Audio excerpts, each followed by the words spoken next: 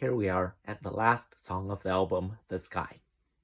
Now this is the grand finale. This is the happy ending where the girl is saved, the world is saved, everybody's happy, everybody's getting married. So what type of scale do you think this song is written in? Minor scale, of course. It's not the answer. But if you said it's the major scale with a flat 6 and a flat 7, then you would be correct. About the major scale. Yes, of course it's the major scale. This song is shooting for the sky. It's completely unapologetic, no reservations. There's no reason to use any flat notes at all. The entire melody stays entirely on the major scale for the entire song. Now, in my reaction video, I made a comment suggesting that this song uses the same chord progression as the last song in Jay Chou's album. But I actually cheated a little bit. Jay Chou's song is the one that uses a 1-5-6-4 chord progression, like this.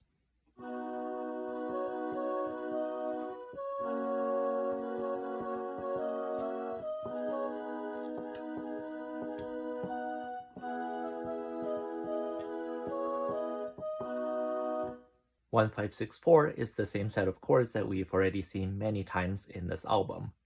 We had 6, 4, 1, 5 in Ice Age, 1, 6, 4, 5 in Centrifugal Force, and 4, 1, 6, 5 in End of Night. And it happens that this same chord progression also fits this song, like this.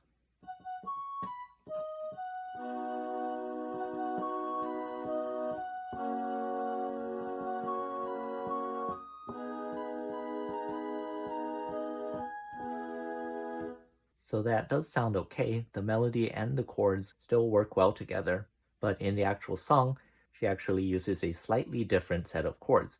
Instead of 1-5-6-4, she uses 1-3-6-4. On the B major scale, the 5 chord would be an F sharp major chord, whereas the 3 chord would be a D sharp minor chord. As you can see, the two chords are actually pretty similar. They only differ by that one note, and you can compare how the song feels with the 5 chord versus how it feels with the 3 chord.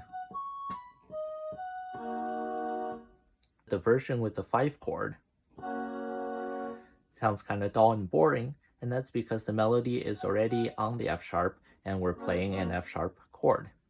That's something you typically expect to see at the end of a song, where everything resolves back to the same note, but you would not expect to hear this in the middle of a chorus, especially when the chorus is still taking you to new heights. The version with the 3 chord still incorporates the F sharp note, but it produces a sound that contains much more tension and gives that line much more flavor. Aside from that, this song uses a lot of the same tricks that we've seen in previous songs. So let's do a quick recap of all of those. When the song starts, we have it starts on the 3rd note of the scale. And when the chorus ends, it goes like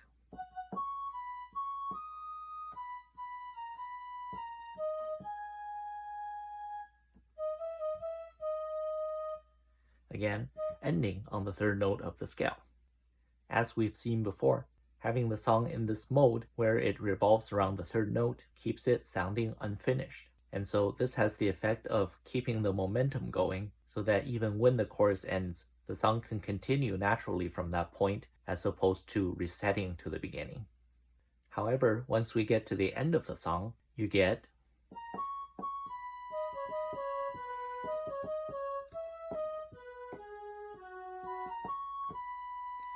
and this time it does end on the B note, which is the root note of our scale.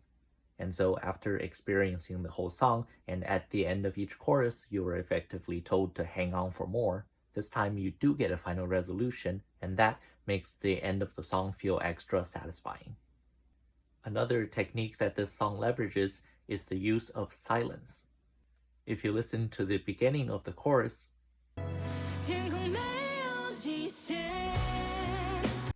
you notice that it starts exclusively with her vocal performance. For the first few beats, there are no instruments and no drum beats. For one thing, this helps show off her vocal talent, But also, this initial period of relative quiet contrasts sharply with when the drum beat actually starts. So that first drum beat, when it finally hits, it feels extra impactful. It's almost like an explosion that blows the chorus wide open. It's the signal that tells everyone, now is the time to start rocking your head along with the beat. Silence is also used in the middle of the song after the second chorus, where the song suddenly becomes a lot quieter with only very soft instrumentals and very little singing. This is something also done, for example, in song number 2, Hell, and number 7, Ice Age, and that's to bring the intensity of the song down so that there's plenty of room to escalate in preparation for the last repetition of the chorus. Finally, if you consider this part,